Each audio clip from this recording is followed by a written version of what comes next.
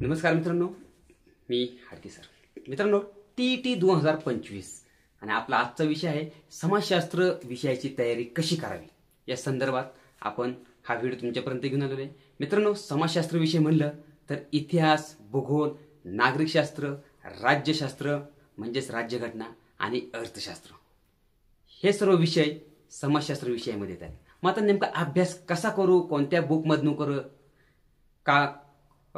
कोणती लेक्चर पाहू, कशा पद्धतीने करू, तर त्या संदर्भात संपूर्ण हा व्हिडिओ तुम्ही पहा. निश्चितपणाने मित्रांनो तुम्हाला समाजशास्त्रामध्ये तुम्हाला आउट ऑफ मार्क मिळतील. मित्रांनो नमस्कार, मी हाडके सर. आपण आज समाजशास्त्र विषयाचा नेमका अभ्यास कसा करणार हे पाहूया.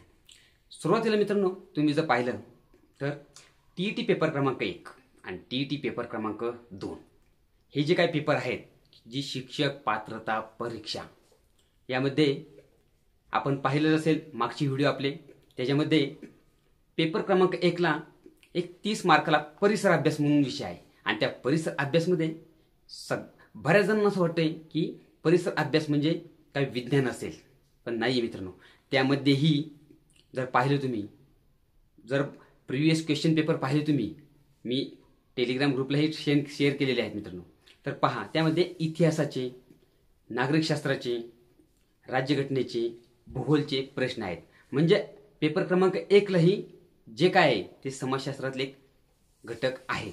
आणि पेपर क्रमांक 2 की ज्यांचा विषय आहे मित्रांनो समाजशास्त्र घेतलेले आहेत, की ज्यांचे 91 पासून 150 पर्यंतचे जे काय प्रश्न आहेत, 60 प्रश्न त्यांचे समाजशास्त्राचे प्रश्न आहेत. आणि मित्रांनो पेपर क्रमांक 2 हा खूप सोपा आहे, कारण ज्यांचं पदवी ज्यांची BA मधून झालेली आहे, की ज्यांचा विषय त्यामध्ये समाजशास्त्र हा पेपर त्यांना देता येतो. तर मित्रांनो त्यात पाहिलं तुम्ही तर 60 प्रश्न आहे समाजशास्त्राचे.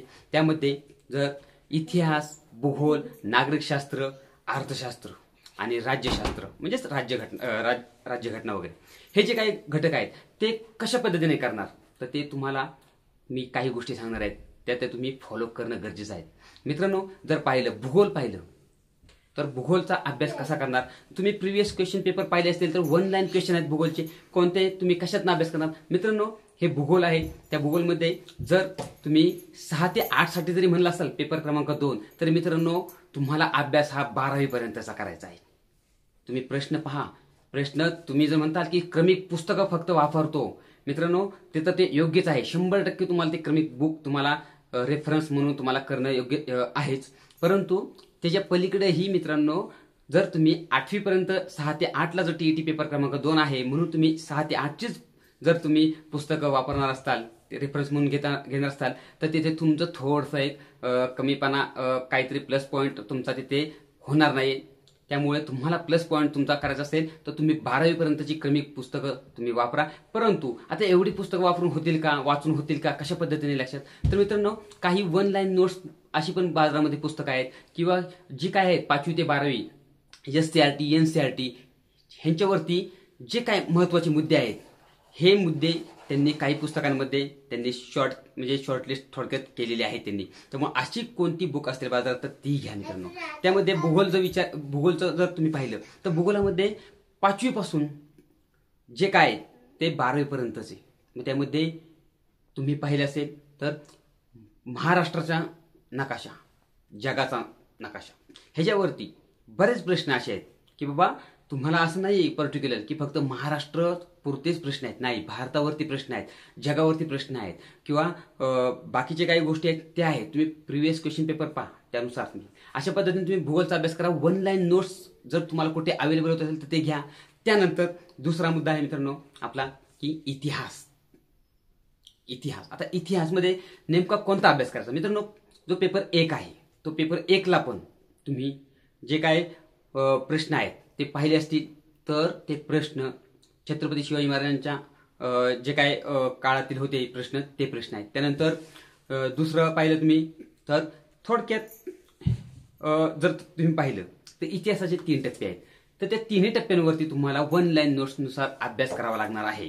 कारण तुम्ही 5वी ते 12वी पर्यंतचे जे काय आपले क्रमिक बुक आहेत त्यातले तुम्ही पहा, सेम टू सेम प्रश्न तसे झालेले आहेत. तर मित्रांनो मी सजेस्ट करेल तुम्हाला बी पब्लिकेशनचं एक पुस्तक आहे बघा 1 लाईन नोट्स म्हणून, किंवा त्यांची नवीन आवृत्ती आहेत ते पहा तुम्ही. त्याच्यावरती 1 लाईन नोट्स दिलेले आहेत. समाजशास्त्र विषयासाठी मी मित्रांनो बोलतोय, समाजशास्त्र विषयापुरतं. पण मग मित्रांनो तुम्ही हे करताना तुम्हाला सेल्फ स्टडी पण थोडासा करणं गरजेचं आहे बरं का मित्रांनो. सेल्फ स्टडी, मग सेल्फ स्टडी कशा पद्धतीने, फक्त बाबा पुस्तक दिले म्हणून तेच फक्त रिडिंग करायचं नाही. तुम्हाला अवांतर बाबा क्रमिक पुस्तक असतील, त्यामध्ये नवीन काही माहिती आलेली असेल, कारण कधी कधी अभ्यासक्रम बदलतो, त्याच्यामध्ये नवीन जर काही एखाद्या वर्गाचं पुस्तक बदललं असेल, त्याच्यामध्ये नवीन घटक समाविष्ट असतात आणि त्याच्यावरच प्रश्न विचारतात. त्यामुळे तुम्ही हे जे काय आहेत त्या नवीन जे काही घटक आहेत, कोणते नवीन वर्गाची पुस्तक बदलले असेल ते तुम्ही व्यवस्थितरित्या करा. अशा पद्धतीने तुम्ही जर हे इतिहास आहे तो इतिहास करून टाका, महाराष्ट्राचा इतिहास करून टाका, भारताचा इतिहास 1 लाईन नोट्स टाईपमध्ये तुम्ही करून टाका. त्यानंतरचा मित्रांनो विषय आहे तो म्हणजे आपला की नागरिकशास्त्र. आता नागरिकशास्त्र म्हणजे काय तर मित्रांनो तुम्हाला माहिती असेल, आपली जी काही भारतीय राज्यघटना आहे त्यामध्ये सुरुवातीलाच आपली प्रस्तावना आहे, भारतीय संविधान आहे किंवा त्यामध्ये बाकीचे काही घटक आहेत. हे जे काही घटक आहेत ते 5वी पासून चालू झालेले आहेत मित्रांनो. ते क्रमिक पुस्तकातले 5वीतले पहा. त्यानंतर आपली जी काही तुमची स्पर्धा परीक्षेची पुस्तकं असतात तर नागरिकशास्त्र 1 लाईनमध्ये होऊन जाईल. जास्त प्रश्न विचारत नाहीत मित्रांनो. 60 प्रश्नांपैकी जर ॲव्हरेज पाहिलं तर 20 म्हणजे 15 ते 20 प्रश्न भूगोल, 15 ते 20 प्रश्न इतिहास, 15 ते 20 प्रश्न हे राज्यघटना, पुन्हा थोडेसे अर्थशास्त्र पाहिलं आपण तर अर्थशास्त्रावर 4 ते 5 प्रश्न विचारतात.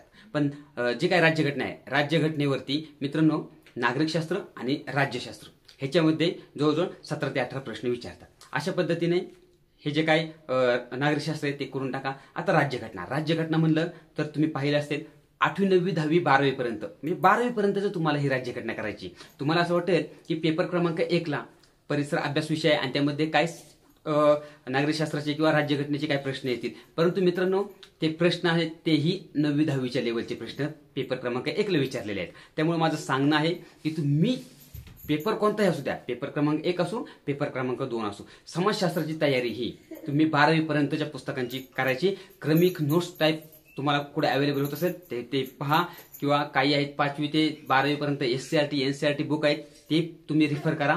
अशा पद्धतीने हे जे काय राज्यघटना आहे ते करा. आणि राहिला आपला शेवटचा विषय मित्रांनो अर्थशास्त्र. आता अर्थशास्त्र तुम्ही म्हणता की सर अर्थशास्त्रावरती आम्ही मागचे प्रिव्हियस पेपर पाहिले तर मागचे 2024 पर्यंत जर प्रश्न विचारलेलेच नाहीयेत. एखादा प्रश्न आहे निश्चितपणे, परंतु 2024चा जर प्रश्न पाहिला मित्रांनो तुम्ही 7 ते 8 प्रश्न हे कशावर, अर्थशास्त्रावरती विचारलेले आहेत. अर्थशास्त्र. त्यामुळे मित्रांनो तुम्ही अशा पद्धतीने हे अर्थशास्त्र आहेत ते पण जे काय पंचवार्षिक योजना असतील किंवा इतर काय असेल त्याच्यावर थोडक्यात ओव्हरलुकपणे आपण एक 8वी पासून ते 12वी पर्यंत जी काही आहेत बुक ते रेफर करा. 1 लाईन किंवा शॉर्ट नोट्स तुम्ही स्वतः बनवू शकता आणि त्या पद्धतीने तुम्ही हे रेफर करा. मित्रांनो विशेषतः तुम्हाला सांगायचं म्हणजे पेपर क्रमांक 2 मध्ये ज्यांचा समाजशास्त्र विषय आहे त्यांनी 60 पैकी 55+ मार्क तिथे तुम्हाला मिळू शकतात आणि ते सहज शक्य आहे. तुमचं जर तिथे सेल्फ स्टडी असेल, तुमचं हार्डवर्क असेल आणि तुमचं कशा पद्धतीने तुम्ही सगळं मटेरियल गोळा केलेलं आहे, कशा पद्धतीने तुम्ही अभ्यास करताय त्यावरही तुमचं हे जे काय ते 55+ तुम्हाला भेटू शकतात मित्रांनो. आणि काही काळजी करू नका. पेपर क्रमांक 2 ला तुम्ही जर समाजशास्त्र विषयामध्ये 50+ घेतले, 52+, 52-53 घेतले तर काही नाही, तुम्ही पहिल्या प्रयत्नात 100% TET पास होणार. आणि TET पास व्हायची असेल पेपर क्रमांक 2 तर त्याचाच जो काय मेन आपण म्हणेल घावा तो म्हणजे समाजशास्त्र विषय. 60 पैकी 50+. मित्रांनो काही काळजी करू नका. अतिशय छान पद्धतीने तुम्ही अभ्यास करा. तुम्हाला TET परीक्षेसाठी खूप खूप शुभेच्छा. सर्वांनी आपला हा हाडके सर YouTube चॅनल आहे, या चॅनलला सबस्क्राईब करा, लाईक करा, व्हिडिओची लिंक शेअर करा. धन्यवाद.